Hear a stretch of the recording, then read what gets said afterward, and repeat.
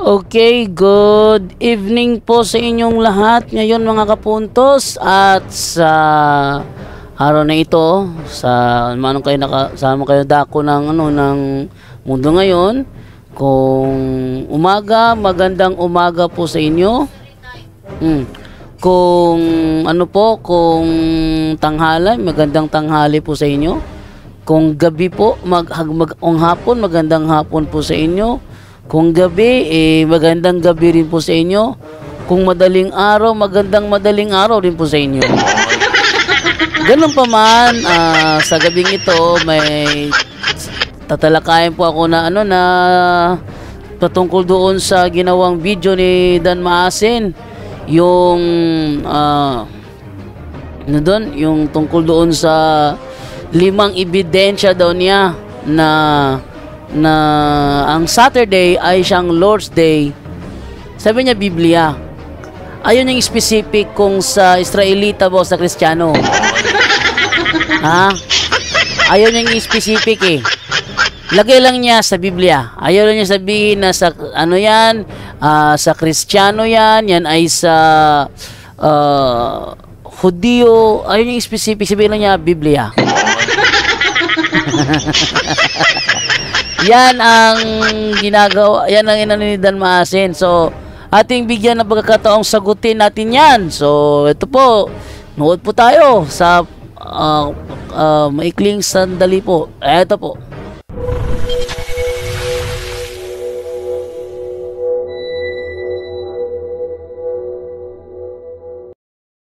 Mga kapuntos, good day po sa inyong lahat. At sa episode na ito, mayroon naman akong tatalakayin. Ito ay yung sa bagong post content ni Dan Maasin patungkol sa Lord's Day na iginigit niya kasi hindi siya makapmove on sa kanyang pagkatalo. Kaya, ito ang ating tatalakayin sa araw na ito. Kaya sa mga bago pa po sa aming channel, please po don't forget to hit the subscribe button at the notification bell para maging notified kayo sa bawat video na ilalabas ko sa araw na ito. Kaya wag na po nating patagalin, simulan na po natin.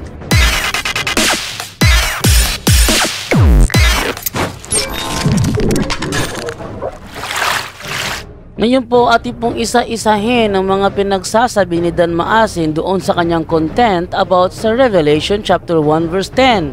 5 pinakamatibay na ebidensya at patunay na ang Lord's Day sa Revelation 1:10 ay Saturday at hindi Sunday. 5 patunay daw na ang Lord's Day sa Revelation chapter 1 verse 10 ay Saturday daw at hindi Sunday. Totoo ba yon? Alamin natin. Una, ang Sunday ay hindi galing sa Biblia. The day of the Lord, Dies Dominica, was chosen not from any directions noted in the scriptures, but from the church sense of its own power. St. Catherine Catholic Church Sentinel, Algonac, Michigan, May 21, 1995. Ginamit niya ang St. Catherine doon sa aming debate kung saan sinasabi daw doon na wala raw Sunday sa Biblia. Ulitin nga natin. Ang Sunday ay hindi galing sa Biblia. The day of the Lord, Dies Dominica, was chosen not from any directions noted in the scriptures, but from the church sense of its own power. Ay mali pala ang unawa ni Dan Maasin doon. Ang sinasabi pala ng St. Catherine Sentinel na kanyang binasa, ang pagpili sa Dies Dominica ang wala sa scripture, yung pagpili sa Dies Dominica. Pero ang Dies Dominica nasa Biblia mismo. Kung babasahin natin sa Latina Vulgata Biblia sa Apokalipsis 1:10, Pue in Spiritu in Dominica Die. Meron palang Dominica Die o Dies Dominica sa Biblia. Ang sinasabi ng St. Catherine na hindi nakasulat sa kasulatan ang direksyon na piliin ang Dominica Dies. Balikan natin. The day of the Lord, Dies Dominica, was chosen. Ayan, the day of the Lord, Dies Dominica, was chosen. Yung araw ng Panginoon o Dies Dominica ay pinili. Not from any directions noted in the scriptures, Hindi mula sa anumang direksyon na nakasulat sa kasulatan. Hindi sa anumang direksyon na nakasulat. Yung palang hindi nakasulat pala sa Biblia, yung direksyon na piliin ang Lord's Day o Dies Dominica. but from the church sense of its own power. Dahil ang pagkapili pala sa Dies Dominica ay galing sa authority ng Iglesia Katolika. Andun na ang Dies Dominica. Ang pagpili doon, yun ang wala sa nakasulat, yung direksyon ba? Direksyon na piliin. Ang Lord's Day, yun ang wala sa Biblia. Yung direksyon na piliin. Dahil ang pagpili ng Dies Dominica na nasa Biblia na ay nasa authority ng Iglesia Katolika. Kaya palpak itong si Dan Maasin sa kanyang unawa. Meron na pala sa Biblia. Ngunit yung pagpili, yung direksyon na piliin ito ang hindi nakasulat pero andun na. Paano mo pipiliin ang Dies Dominica kung wala pala sa Biblia? Palpak talaga si Dan Maasin ng unawa.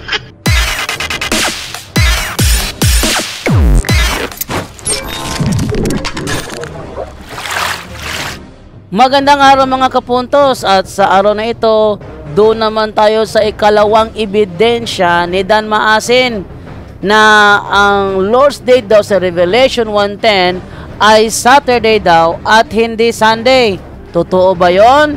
Kaya sa mga bago pa po sa aming channel, please po don't forget to hit the subscribe button at ang notification bell para maging notified kayo sa bawat video na ilalabas ko sa channel na ito. Kaya wag na po nating patagalin, simulan na po natin.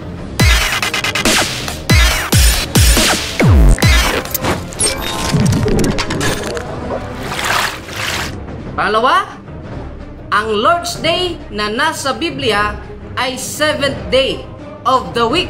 Ayan, ang pangalawa daw niyang ebidensya, ang Lord's Day daw sa Biblia. Bakit niya sinabing sa Biblia? Kasi gusto niyang idamay ang New Testament na ang kanyang babasahin patungkol naman sa Old Testament. Pakinggan natin ang kabuuan ng kanyang video. The Faith Explained 3rd edition. We know that in Old Testament times, it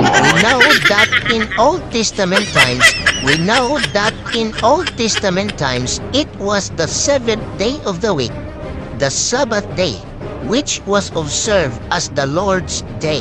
Ang ikalawang ebidensya ni Dan Maasin, palpak. Bakit? Ayon sa kanyang binasa, in Old Testament times, hindi pala damay ang New Testament. Old Testament pala. Sabi niya, ang Lord's Day sa Biblia. Kaso, ang Biblia may New Testament. Pero ang binasa niya in Old Testament times. We know that in Old Testament times, Palpak na naman ang ikalawang ebidensya ni Dan Maasin.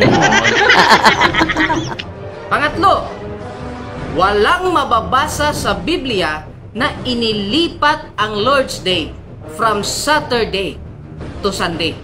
The Faith Explained 3rd edition, page 246. Nothing is said in the Bible about the change of the Lord's Day from Saturday to Sunday. Yon, ang ikatlo namang ebidensya niya, para sa akin, hindi ebidensya yon. Bakit? Sa Old Testament, yung Lord's Day sa Old Testament times ay yung yung 7th day of the week na Sabbath sa Old Testament times. Pero sa inyo, ayon sa ginamit niyang Catholic Centennial, ganito ang sinasabi. The church has always had a strong sense of its own authority. Ang iglesia pala merong own authority. Whatever you bind on earth is bound in heaven, Jesus said. Nasa Biblia ba yan? Eto, sabi sa Biblia, tandaan ninyo, anumang ipabawal nyo dito sa lupa ay ipagbabawal sa langit. at ang ipahintulot nyo dito sa lupa ay ipahihintulot sa langit. At isa doon ang nangyari yung 1st century pa. Tingnan nyo, the church has always had a strong sense of its own authority. Whatever you bind on earth is bound in heaven, Jesus said. Perhaps the boldest thing, the most revolutionary change the church ever did happened in the 1st century. So nangyari nga sa 1st century ang paggamit ng naturang authority. Bakit ang iglesia gumamit ng naturang authority? Kasi ang tunay na iglesia hindi Bible alone, dahil sila ang haligi at saligan ng katotohanan. Unang Timoteo 3:15, upang kung hindi man ako makarating agad malaman mo kung ano ang dapat na maging ugali ng mga tao sa sambahayan ng Diyos na buhay, sa iglesia na haligi at saligan ng katotohanan. Ang iglesia pala ang siyang haligi at saligan ng katotohanan. Kaya pala normal lang na parang gawin ang Iglesia Katolika na authority na hindi kailangang idikta pa ng Biblia. Kasi ang Iglesia ang haligi at saligan ng katotohanan, hindi naman ng Biblia.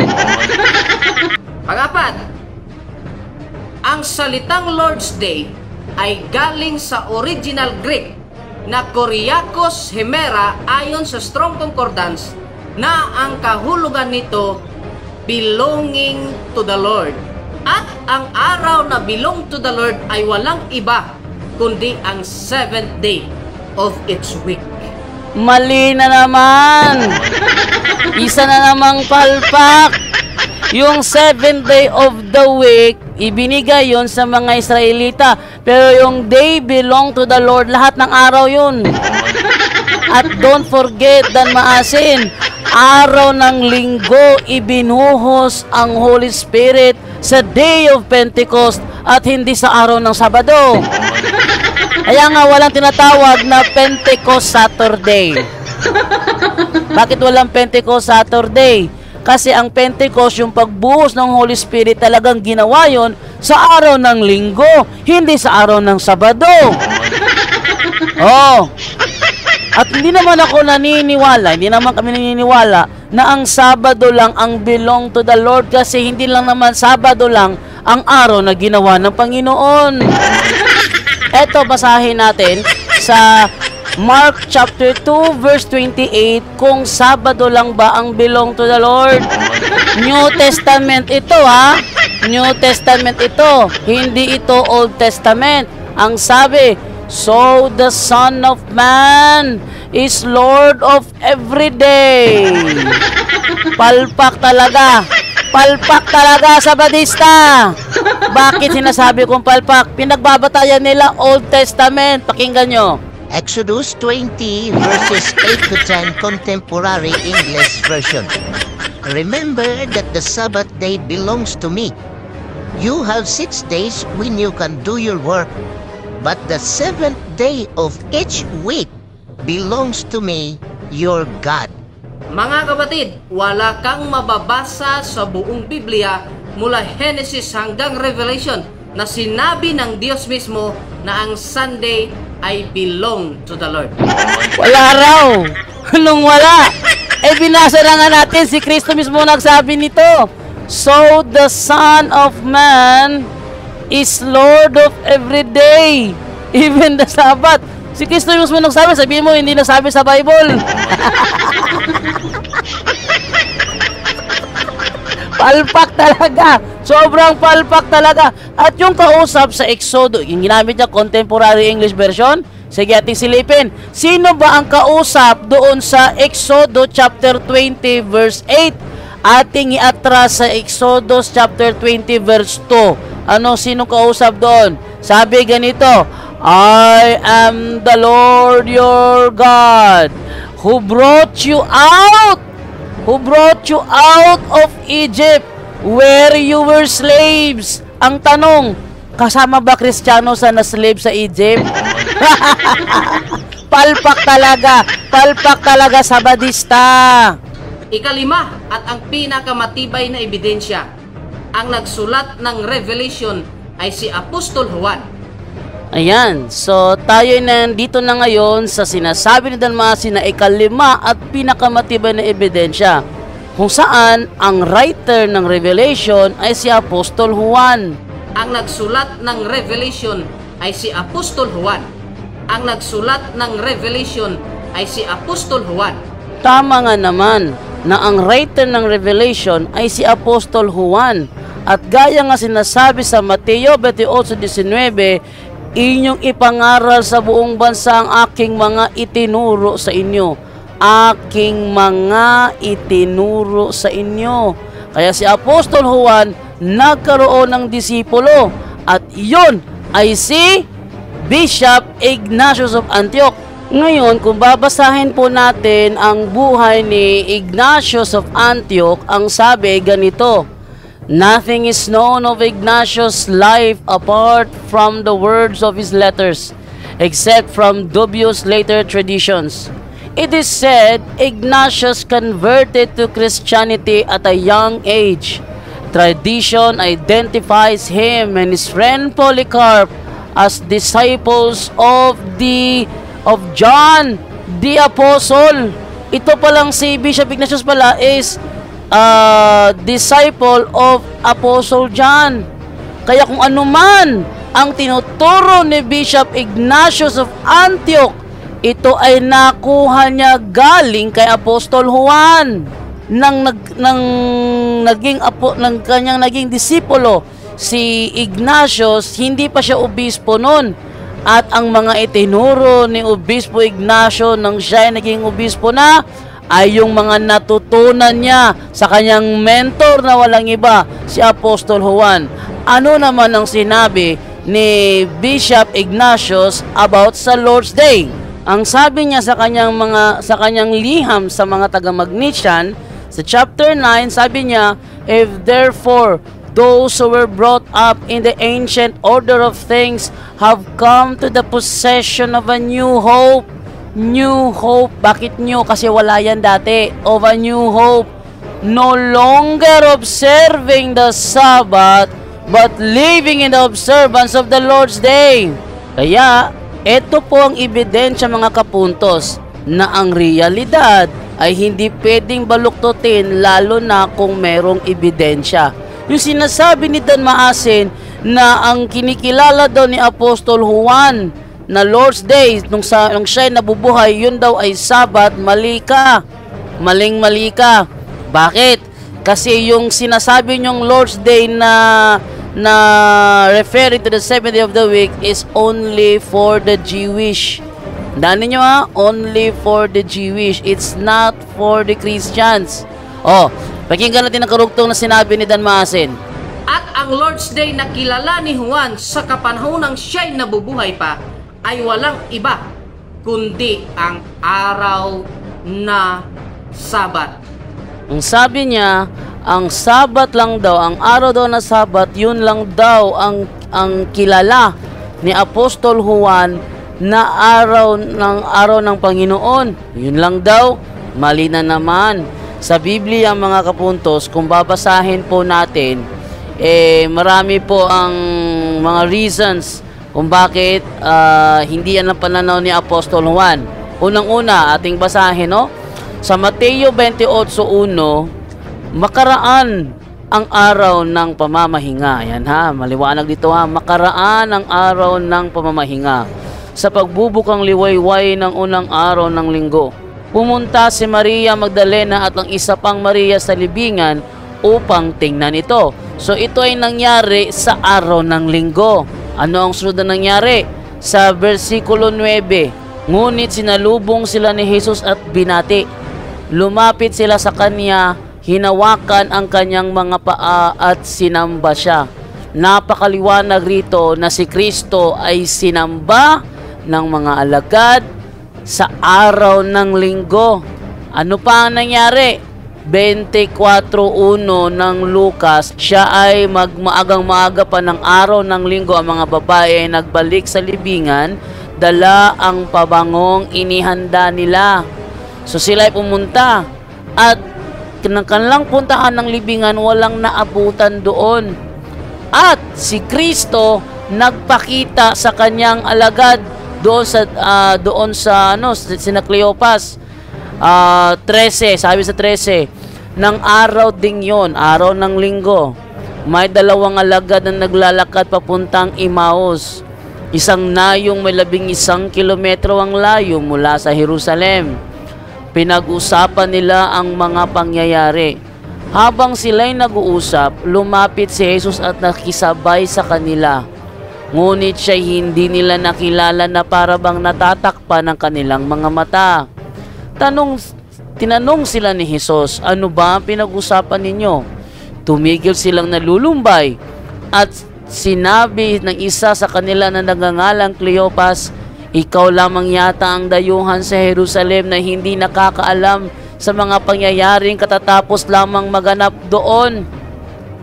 Anong mga pangyayari? Tanong niya.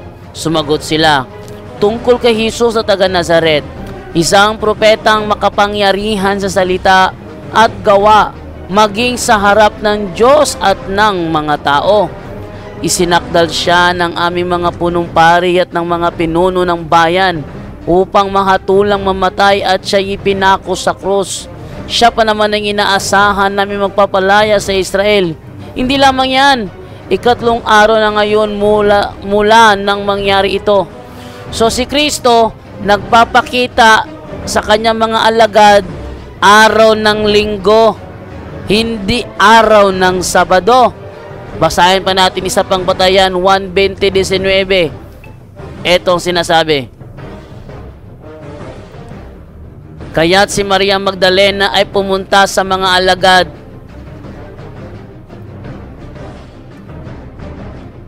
Kinagabihan ng araw ding yun, na unang araw ng linggo, habang nakasarang mga pinto ng bahay na kinaroroonan ng mga alagad dahil sa takot nila sa mga Hudyo, dumating si Jesus. Tumayo siya sa kalagitnaan nila at sinabi, sumainyo ang kapayapaan. Pagkasabi nito, ipinakita niya ang kanyang mga kamay at ang kanyang tagiliran. Tuwang-tuwa ang mga alagad nang makita nila ang Panginoon. Ang tanong, ano ang ginawa ng mga alagad nang makita ang Panginoon? 28:16 ng Mateo. Pumunta ang 11 alagad sa Galilea sa bundok na sinasabi sa kanila ni Jesus. Nang makita nila si Jesus, siya'y sinamba nila. Subalit may ilan sa kanilang nag-aalinlangan. So, nung nagpakita ang Panginoong Isus sa mga apostol, sila ay sumamba sa Kanya. Araw ng linggo yon. Hindi siya nagpapakita sa araw ng Sabado. Pangalawa, sa pagkakataong yon, absent si Tomas. Ngunit si Tomas na tinatawag na kambal at kabilang sa 12 ay wala noon nang dumating si Jesus. Wala doon. Ngunit, ano ang nangyari? Muling nagpakita ang Panginoong Isus sa kanila, pero linggo pa rin. 26, makalipas ang 1 linggo, muling nagkatipon sa loob ng bahay ang mga alagad. Tingnan nyo ha, sa araw ng linggo, muling nagkatipon ng mga alagad sa loob ng bahay. Nasaan sila sa araw ng Sabado? Wala. Bakit wala? Kasi hindi sila nangingilin ng Sabado ang mga alagad. Ang kanilang ipinapangilin, araw ng linggo. Kaya tuwing linggo lamang sila nagkakatipon-tipon. Paano sasabihin ni Apostol Juan na nung siya'y nabubuhay, Sabat lang ang alam niyang Lord's Day? Palpak talaga. Palpak talaga itong si Dan Maasin. Kung tama ang kanyang unawa na Sabat lang ang kinikilala ni Apostol Juan na Lord's Day sa panahon nung siya nabubuhay, bakit hindi nagpapakita si Kristo sa kanila sa araw ng sinasabi nilang 7th day of the week? Bakit hindi sila nagtitipon sa araw ng Sabado? Bakit sila nagtitipon sa araw pa ng linggo? Palpak talaga umunawa si Dan Maasin. Balikan natin ang talata. Ang sinasabi rito, Makalipas ang 1 linggo, muling nagkatipon sa loob ng bahay ang mga alagad. Bakit muling nagkatipon sa araw ng linggo? Kasi hindi sila nagtitipon sa araw ng Sabado. Kung kinikilala ng mga alagad sa panahong ito na ang Sabado lang ang Lord's Day, bakit hindi sila nagtitipon sa araw ng Sabado? Palpak talaga. Palpak talaga. Tuloy natin ang basa. Anong sinasabi rito? Makalipas ang 1 linggo, muling nagkaroon sa loob ng bahay, muling nagkatipon sa loob ng bahay ang mga alagad at kasama nila si Tomas. Nakasarang mga pinto, ngunit pumasok si Jesus at tumayo sa kalagitnaan nila. Sinabi niya, sumainyo ang kapayapaan. At sinabi niya kay Tomas, ilagay mo ang iyong daliri dito at tingnan mo ang aking mga kamay. Ilagay mo ang iyong kamay sa aking tagiliran. Huwag ka nang magalinlangan pa, sa halip ay maniwala ka. Sumagot si Tomas, Panginoon ko at Diyos ko. Sabi naman ni Jesus, sanabi sa kanya ni Jesus, naniniwala ka na ba dahil nakita mo ako? Pinagpala silang hindi nakakita, gayon may naniniwala. Ano ang sinasabi ng mga Bible scholars na sinabi ni Tomas sa Juan 20:28? Siya ba ay nagulat o siya ay sumamba? Siya ay natuwa, kaya sumamba.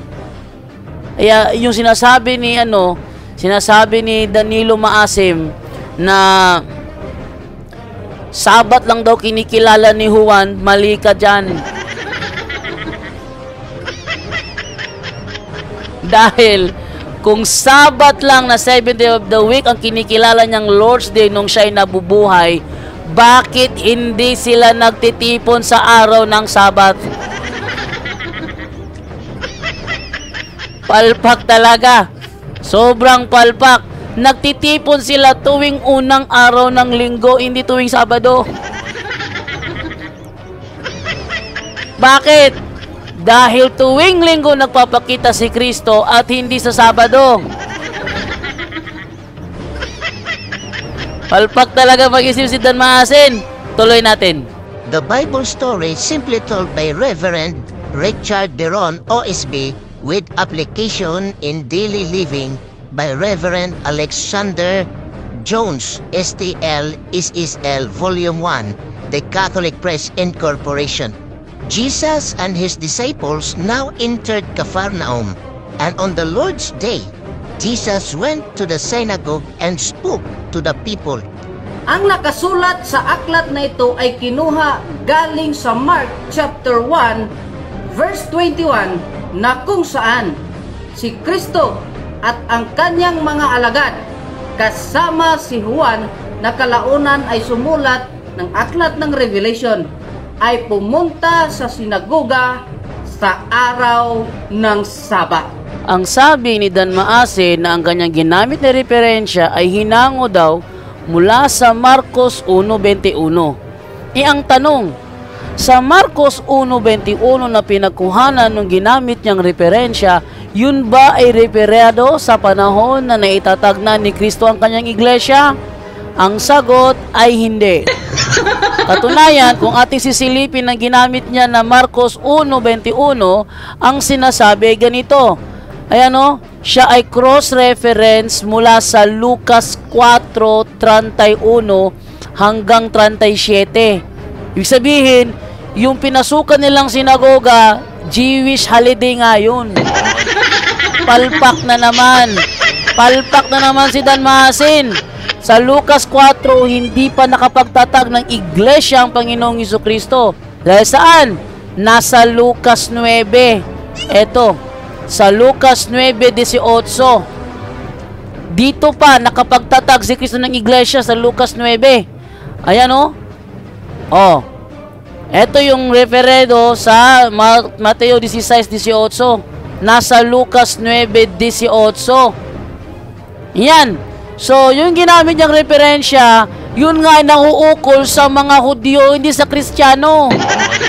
Sabi ko na nga ba eh, palpak talaga si Dan Maasin. Sana Dan Maasin, nag-Judaism ka na lang. Ba't ka pa nag-Seventh-day Adventist? Sana umanid ka na lang sa Judaism kung saan talagang sinagoga ang pinapasukan mo. Kasi, tuwing Sabado, yang pinapasukan mo, hindi naman sinagoga yan. Sa madaling salita, yang pinapasukan mo dan maasin tuwing araw ng Sabado, hindi ang sinagogang pinasukan ng mga apostol. Yung sinagoga na kanilang pinasukan, natural sa kanila, Jewish holiday ang Sabat. Ano ba naman to? Palpak talaga si Dan Mahasing kahit saan mong anggulo tingnan. Alam nyo, kung titingnan nyo lang talaga ang konteksto ng kanyang binabasa, it is not referring to Christianity. Ya palpak talaga si Dan Mahasing. Tuloy pa natin. Mga kapatid at mga kaibigan, dapat nating tandaan, kailanman ang katotohanan ay hindi madadaig ng kasinungalingan. Ako naman naniniwala na ang katotohanan hindi talaga madadaig ng kasinungalingan. Kaya kahit na ilang pambabaluktot ang gagawin ni Dan Maasin, pag ako kinakalaban niya, booking talaga siya. Talagang booking siya. Kahit na ilang pambabaluktot ang gawin niya, kalain mo, hindi para sa inyo, ginagamit mo. Jewish holiday ngayon eh. O, basahin natin ha. Colosas 2:16. Ano ang sabi rito?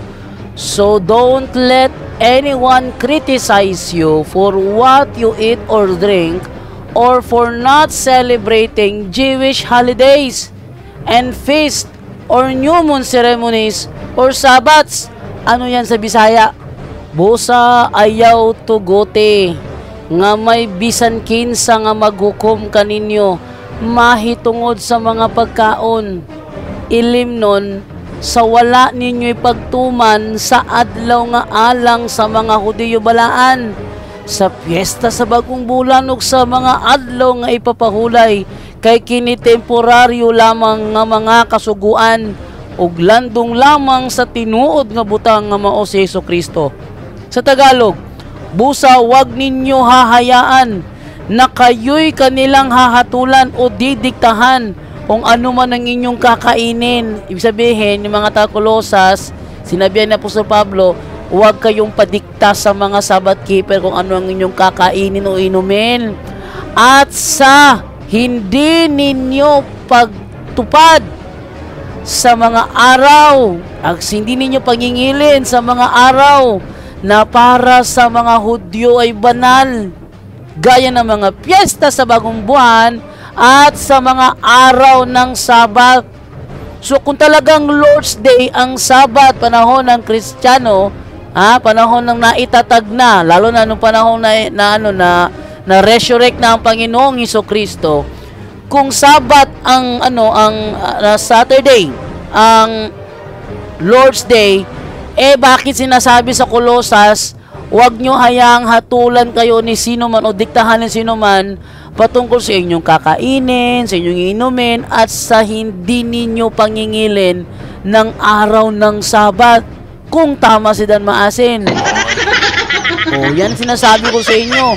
Palpak talaga, palpak.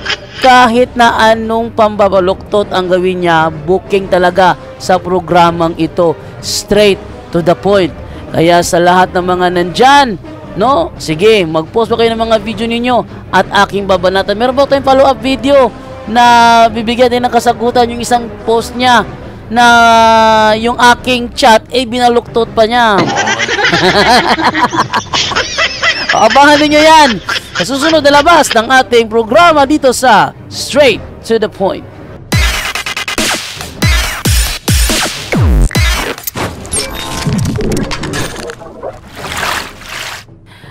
Kaya pala biglang nawala kanina kasi masyado palang mabigat yung encoder, na hindi ko na-adjust yung encoder kaya sobrang nabigatan. Okay, ganun pa man. Thank you po sa lahat ng tayo ay mag-ano rito ng mga comment, no? Ating basahin ng mga comment. Una, sabi ni Jesse Bootleg, Brajando, Magtuon ka pa og English ingon si Pastor Bacalares. Tuon ako ng English. Alam mo, Jesse Butlig, kahit sinong teacher ng English na member ng SDA, sasabihin talaga na si Bacalares ang nagkakamali. Bakit? Sarili ninyong aklat binabaluktot. Bakit niya binabaluktot? Sinasabi doon sa inyong aklat, yung Apostolic Church, iba sa Old Testament na kanyang counterpart. Sabi ni Bacalares, hindi daw yun ang ibig sabihin. Nung ginamit niya ang dictionary ko, ano ibig sabihin ng unlike, ano mo ba sa differs is unlike. Pag sinabing unlike, pareho ba o hindi? No? Hindi pareho yun. Wait lang ha. Okay, no? So, si Bacalares yata ang kailangan ninyong paimbestigahan sa teacher mismo ng English. Kasi si Ismael Bahinteng, Sabadista rin 'yon. English teacher 'yon. Si Ismael Bahinteng nga hindi namin kasamahan 'yan. Si Ismael Bahinteng, English teacher 'yon. Hindi namin kasamahan. Pero siya mismo nagsasabi sa akin, palpak talaga unawa ni Bacalares. Ha? Palpak talaga ang unawa ni Bacalares ayon kay Ismael Bahinteng. Tandaan niyo ha, si Ismael Bahinteng, Sabadista yon. Si Ismael Bahinteng hindi kumakain ng baboy yon. Si Ismael Bahinteng nangingili ng Ten Commandments. Pero siya mismo nasasabi sa akin na si Bacalares binabaluktot ang sarili niyong libro. Pakita ko sa inyo ang sarili ninyong libro ha. Tingnan niyo ha. Ilabas ko yung sarili ninyong libro para makita niyo kung paano binabaluktot ng pastor ninyong mga Sabadista ang inyong libro. Tingnan niyo ha. Ito kaya ko ito binabalik-balikan kay Bacalares para ipakita sa lahat ng mga SDA na matatalino. Pag sinabing matatalino, mataas ang pinag-aralan sa English. Para makita nila na sarili ninyong libro binabaluktot ng sarili ninyong pastor. Ang ganda talaga ulit-ulitin ito. Oh, tingnan niyo ha. Tingnan natin. Ating kunin ng context sa inyong sariling aklat. Eto. Sabi dito, the New Testament Church differs significantly from its Old Testament counterpart. Ang New Testament Church iba. Differs significantly, iba siya. Iba, malaki ang pagkakaiba. Differs significantly. Oh, sabi niya mali daw yung ano ko. Ako daw mag-aral ng English. Ating buksan sa Google Translate para naman makita, no? Oh, ating buksan sa Google Translate yung ating ito para pakita ang kanyang ang pagkakamali ni Bacalares. Oh, ito ha. Pakita ko sa inyo. Okay, ita-type ko yung yung sarili ninyong aklat. Type ko rito sa Google. Tingnan niyo. Google Translate tayo. Ayan na. Ating gawin tong Cebuano. Cebuano na lang para mas makita ninyo. Ayan ha.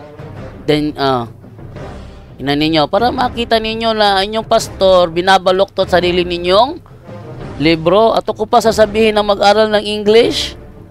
Yung pastor ninyo binabaluktot inyong libro. Tapos ako sinasabi mag-aral ng English. Kawawa naman. Differs significantly. Tingnan ninyo ha, resulta. From its Old Testament counterpart. Tingnan ninyo. Anong sinasabi dyan? Ang bagong tugon nga simbahan, lahi kaayo. Lahi kaayo. Gikan sa daang tugon nga katugbang niini. Tagalogin natin para mas maunawaan ng karamihan. Ako yung sinasabing mali daw, sabi ni Bacalares. At yung mga fanatics naman kumakampi. O, Tagalogin natin, ang sabi rito, malaki ang pagkakaiba ng simbahan ng bagong tipan sa katapat nitong lumang tipan. O, ang sabi ni Bacalares dyan, ang meaning daw niyan, pareho daw. Ha? Nung pareho. Straight to the point. Anong pa rin pinagsasabi ng pastor ninyo? Malaki ang pagkakaiba, kaya nga, differs eh. Differs. Nang binasa niya sa dictionary, unlike, tinanong ko siya, ano yung unlike, pareho o hindi? Hindi nakasagot ang pastor. Oh. Ngayon, gusto nyo isa-isahin ko Tagalogin yung ano ninyo? Oh. Ito naman tayo sa The Apostolic Church. Ating isa-isahin na naman.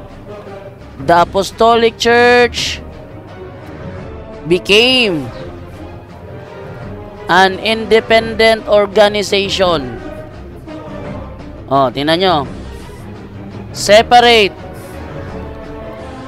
from the nation of Israel. Yan. Ang apostolikong simbahan ay naging isang malayang organisasyon na hiwalay sa bansang Israel. Hiwalay. Separate from the nation of Israel. Ito naman tayo sa next naman na na sentence. National boundaries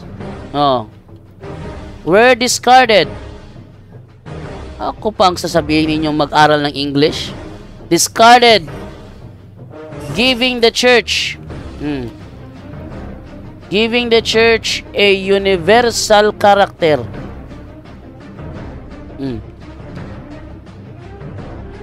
Yan.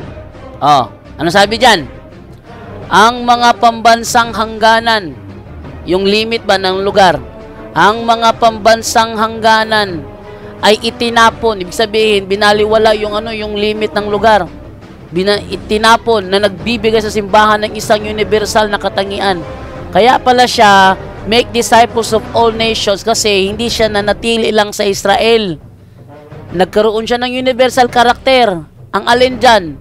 Ang Apostolic Church. Yan ha? Baka sabihin yung ako gumagawa ng kwento. Apostolic Church. Tuloy naman natin. Yung karugtong naman.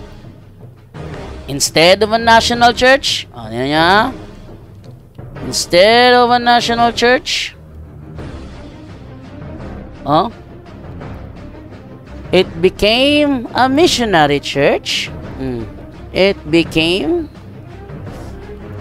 a missionary church. Missionary church existing to accomplish God's original plan. Accomplish God's original plan, which was restated, tingnan nyo ha, which was restated in the divine mandate of its founder, Jesus Christ. Sa Tagalog, ano sa Tagalog yan?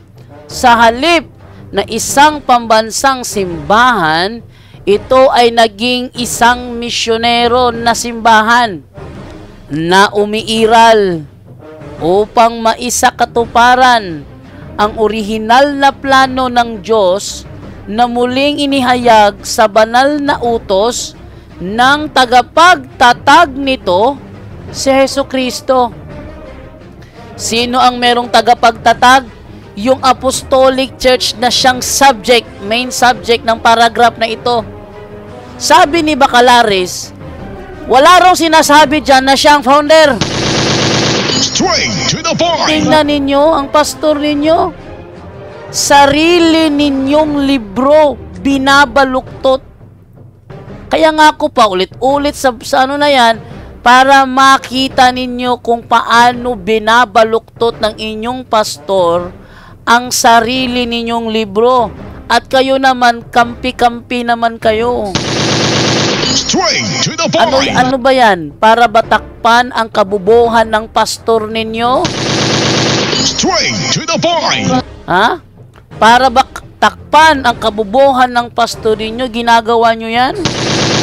Straight to the point. Wag masyado, pastor yan. Turuan nyo ng tama.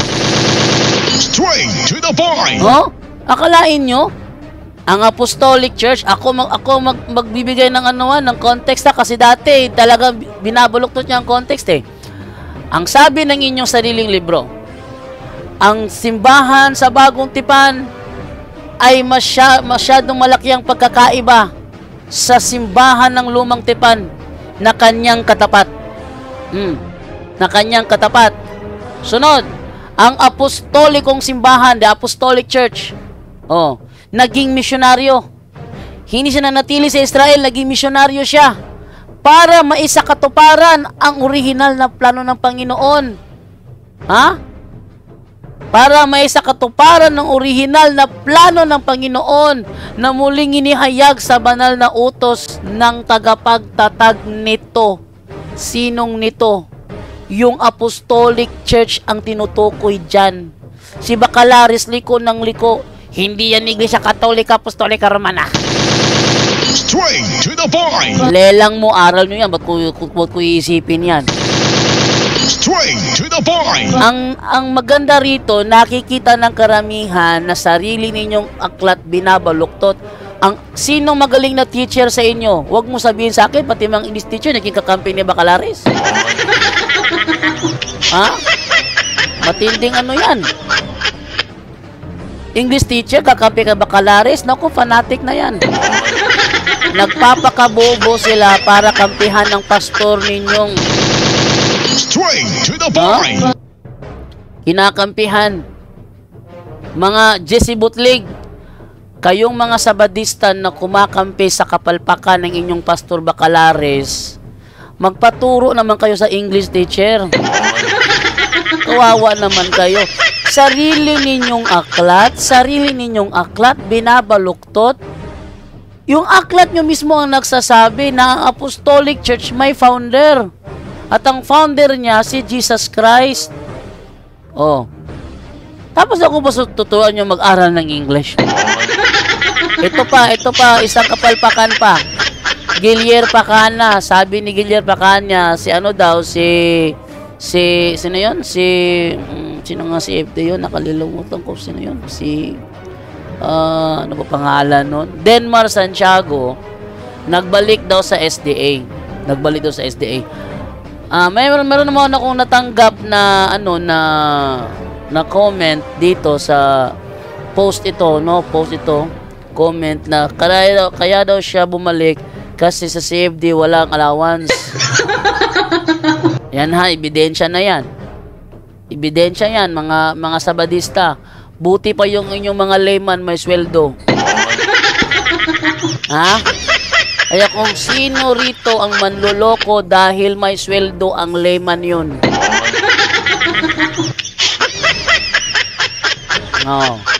Ang layman ninyo, libre motor. Kung may motor na, libre gasolina, libre pa kwarto. Libre pa snack. May sweldo pa. Dati, nung ako yung SDA pa, ang sweldo, 4,000 a month. Wag kayong masyadong kampante mga Sabadista. Tandaan niyo, alam ko ang mga kabulukan nyo. Alam ko yan dahil kabisado ko mga kabulukan ninyo. Huwag nyo ako lulukuhin, Guillermo Pacana. Sabi niya, umamin siya. Tatag daw kayo ng demonyo ay nabobo. Ha? Kailan nangyari ng demonyo nagtatag ng iglesia?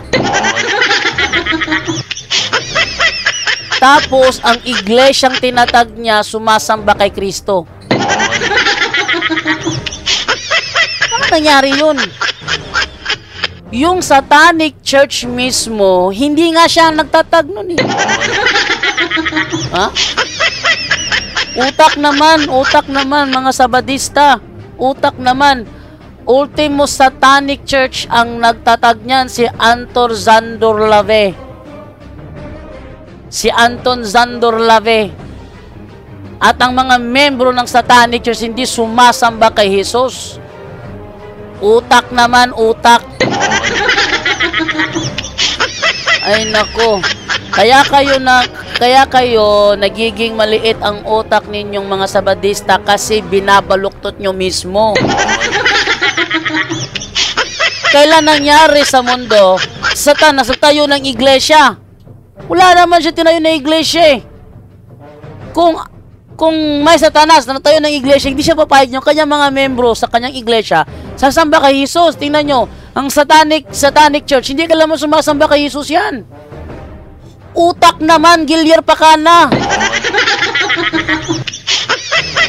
Ang problema kasi sa iyo, Gilier Pakana, tumaba ka lang, pati utak mo lumiit.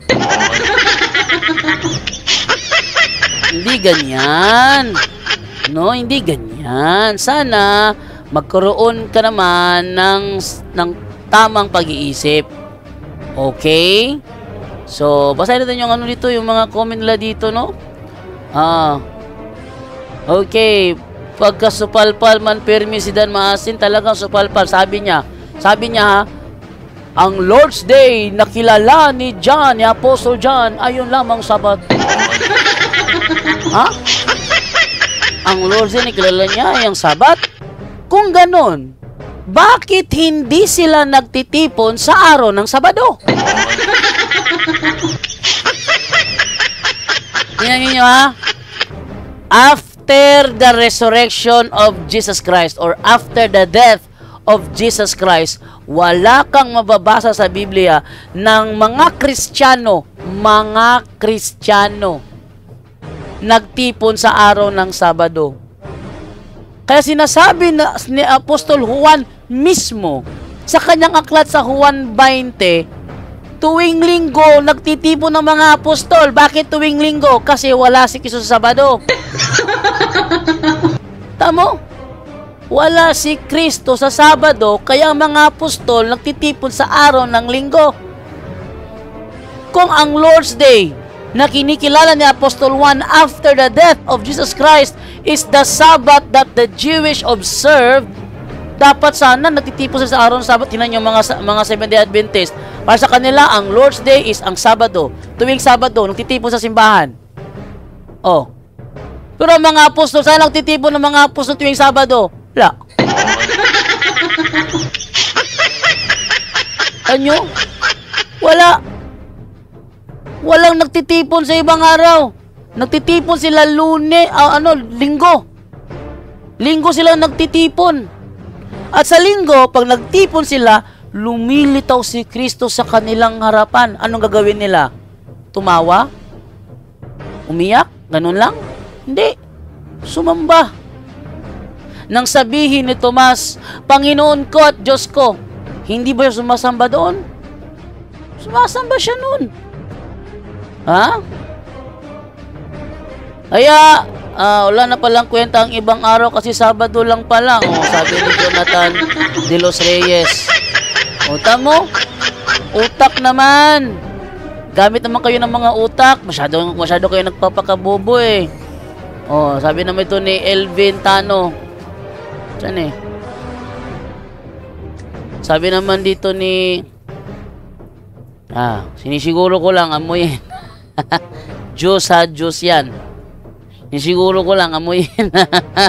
Okay. Ito to. Sabi ni Elvin Tano, kapataka raman na si Maasin, talagang kapataka, ingon si DC Cogtas. Ubang doktrina ninyo, dili man makita sa Biblia, pang purgara ng inyo. Ito sagot dyan, Dani Cogtas. Hindi mabasa letra por letra kasi hindi tayo Bible alone. Utak ha, utak. Sa Biblia, sinabi ni Kristo sa Mateo 18:18, ano man ang ipahintulot nyo sa lupa, ipapahintulot ko sa langit, sabi ni Kristo. Sabi ni sabi ni Kristo sa kanyang mga alagad, anuman ang ipahintulot nyo sa lupa, ipapahintulot ko sa langit. Papahintulot niya. Kaya si Apostol Pablo, kinamit ang kanyang authority na gawin yung anuman ang kanyang ipahintulot. Tingnan nyo sa Biblia ha, babasaya ko sa Biblia ha. Sabi ni Apostol Pablo. Sabi sa dito tayo sa unang Korinto ba 'yon? Tingnan ko lang muna ha, double check ko lang. Unang Korinto 7:12. Ito sa sabi ni Apostol Pablo. Yan. Sa iba naman, ito ang masasabi ko. Ito'y opinyon ko lang. Walang sinabi ang Panginoon tungkol dito. Sa madaling salita, ang ituturo ni Apostol Pablo simula sa bahaging ito, wala sa Biblia. Wala sa Biblia ito. Dahil ito'y opinyon niya lang. Siguro kung buhay pa si Danny Cugtas sa panahong yan, siya ang unang mupalo ni Pablo. Siguro kung buhay na si Danny Cugtas sa panahong yan, siya ang unang mupalo. Ano ba sa Tagalog yung mupalo? Baka siya yung unang sumapak kay Apostol Pablo. Baka sa panahong ito sasabihin ni Danny Cugtas, ba't ka nagtuturo? Opinion mo lang, ituturo mo. Baka sabihin ni Danny Cugtas yan. Kasi si Danny Cugtas, dati niyang pastor ng Solpot, nagkatoliko. Kaso nga lang, yung kanyang puso na Bible alone na natili pa rin. Kaya niya nililimitahan yung kanyang sariling unawa kasi hindi para sa kanya, Bible alone pa rin. Bible alone pa rin. Kaya niya nililimitahan sarili niyang unawa. Sa Biblia, si Apostol Pablo gumamit ng kanyang opinion at itinuro sa buong iglesia. Walang sinabi ang Panginoon tungkol doon. Sa madaling salita, wala sa Biblia ang itinuro niya sa unang Korinto 7:12. Sabi niya, ito'y opinion ko lang. Ating balikan. Sa iba naman, ito ang masasabi ko. Ito'y opinion ko lang. Walang sinabi ang Panginoon tungkol dito. Kung ang isang mananampalataya, lalaki ay may asawa na hindi mananampalataya na gusto namang magsama sila, hindi niya dapat hiwalayan ng babae. At kung isang babae naman ay may asawang hindi mananampalataya na gusto namang magsama sila, hindi niya dapat hiwalayan ng lalaki. Sapagkat ang lalaking hindi mananampalataya ay tinatanggap ng Diyos dahil sa kanyang mananampalatayang asawa.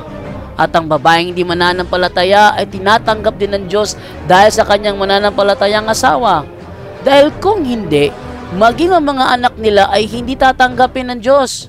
Ngunit ang totoo, tinatanggap din sila ng Diyos. Ngunit kung gustong humiwalay ng asawang hindi mananampalataya, hayaan siyang humiwalay.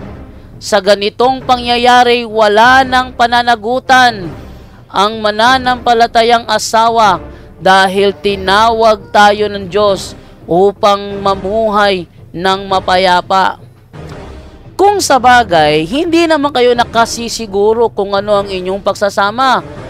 Kung ang inyong pagsasama ay magiging kasangkapan ng Diyos para maligtas ang inyong asawa. 17. Ang bawat isa sa inyo ay dapat mamuhay ayon sa kalagayan na ibinigay ng Panginoon sa kanya. Dapat manatili siya sa kanyang kalagayan nang tinawag siya ng Diyos. Ito ang iniuutos ko.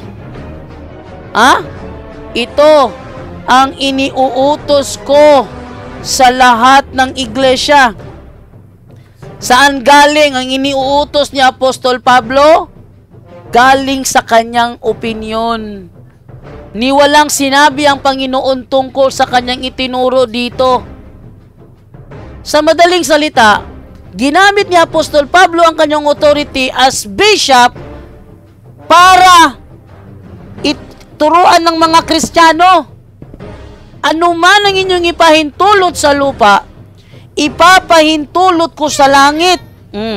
Diyan na ginamit ni Apostol Pablo ang kanyang authority. Siguro kung nandyan si Danny Cugtas buhay pa, baka masapak si Apostol Pablo. Ha? Tinitiyak ko, masasapak niya si Apostol Pablo. Alam niyo kung bakit? Kasi, para sa kanya, huwag kang magturo, wala sa Biblia yan. Oh. Yan ang magiging resulta. Yan mga Bible alone, naku, peligro kayo. O, tuloy tayo sa pagbabasa ng mga comment dito. Okay, tingnan natin yung mga comment. RCC lang ang maliligtas, Founder Jesus Christ, 33 AD, siyang tunay mabuhay mga RCC, sabi ni Achango. Okay. Sabi naman ni Jeffrey Ann Silva Patalingog, ang bot ni Modan Maasinoy. Straight to the point. Okay, mga Sulpot Oculto founder nito, tao lang. Tama, tao lang. Basta Sulpot, bot-boton. Ito naman si Peter Bakleg. Dan Maasin, ang mukha parang hito.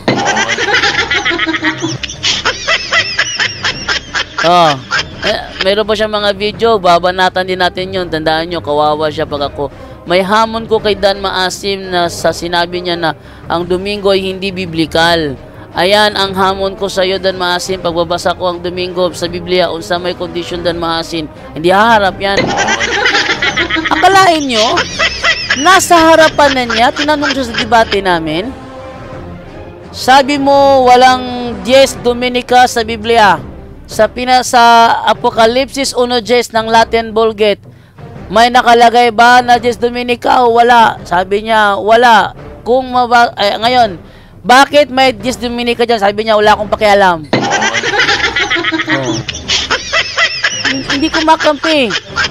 Kasi kung totoo ang sinasabi niya na ang Dies Dominica, Lord's Day, wala sa Biblia, bakit ang King James Version may nakalagay na Lord's Day? Oh. Paano niya ngayon iiwasan yan? Ang King James Version mismo nagsabi, may Lord's Day sa Revelation 1:10. Tapos, sasabihin niya, wala raw. Aldo yung sinasabi ng St. Catherine Sentinel.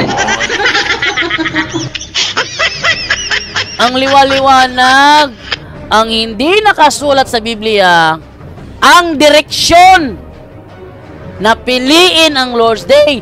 Paano pipiliin ang Lord's Day kung wala sa Biblia? Utak naman, utak sa badista. Ayun talaga. Utak naman. Paano pipiliin ang Lord's Day kung wala sa Bible? Nasa Bible ang Lord's Day, ang Dies Dominica. Ang wala sa Bible, yung direksyon na piliin yon. Bakit wala sa Bible yung direksyon na piliin yon? Kasi ang iglesyang iniwanan ng authority, hindi ang Bible. Iba naman yan. Ang iniwanan ng susi, iglesia, hindi Bible. Ay nako, mga utak talaga. Ang haligi at saligan ng katotohanan, iglesia, hindi Bible. Nako. Iba naman tong mga taong ito. Palpak talaga si Dan Maasin, naligaw ang relihiyon niya, sabi ni Lito, galos mo. Ito naman si Jaime Altobar, palpak na palpak ang mga religion of Sabbath and foods. Ano nyo, abangan ninyo ha. Ilalabas ko yung mga palpak na mga sagot ni Bacalares. Si Bacalares, ang pandarayang ginagawa ng pangutana pastor, kaya siya takot pumasok sa punto por punto. Alam nyo kung bakit? Kasi hindi niya magagamit ang kanyang pagmumute. Sasabihin niya, magpalamok ko dito. Eh di mag-usap tayo, one-on-one. Oh, parating nyo kay Bacalares. Pili siya, sinong gustong kalabanin niya, one-on-one. Wala ibang makikialam. Sila lang dalawa. Yung pala problema niya eh. Oh. Matapang pa si Mark Umbaw sa iyo, Bacalaris. Ha? Matapang pa si Ryan Fuentes. Si Ryan Fuentes, matapang pa si Ryan Fuentes. Akalain mo, ilang beses na si Ryan Fuentes sa programa namin. Matapang si Ryan Fuentes. Mark Umbaw, ilang beses na yon matapang si Mark Umbaw. Bacalaris. Tandaan ninyo, 3 beses ko nang pinasok ang programa niya, pero siya ni isa, ni anino man lang, hindi pakita rito. Alam nyo kung bakit? Kasi hindi uubra ang kanyang pandaraya sa amin. Sa kanya, magtatanong, nung una ko siyang pasukin, yung linya ko pinutol. Buti na lang nakapag-video ako. Oh, nagbasa lang ako ng libro, pinutol. Sabi niya, ayan dyan daw, pinutol mo na naman. Anong pinutol? Eh, nandoon ako. Buti na lang nakapag-record ako. Sa Cebu nangyari yun. Nasa Konsolasyon ako noon. Oh, pangalawang tawag ko sa kanya. Ito na ako sa ano. Doon sa deliverance room. Talagang namumutol. Ginamit niya yung Darwinian theory para ipalitaw niya na huwag paniwalaan ng referensya. Eh, paano yan? Maraming sabadista gumagamit ng referensya. Maraming sabadista gumagamit ng world history. Kung tama ang mindset, ang utak nitong Bacalaris na ito, sana lahat ng sabadista hindi nila gumagamit ng world history. Utak talaga, utak. Anong klase? Ano ba klaseng utak nilagay kay Bacalaris?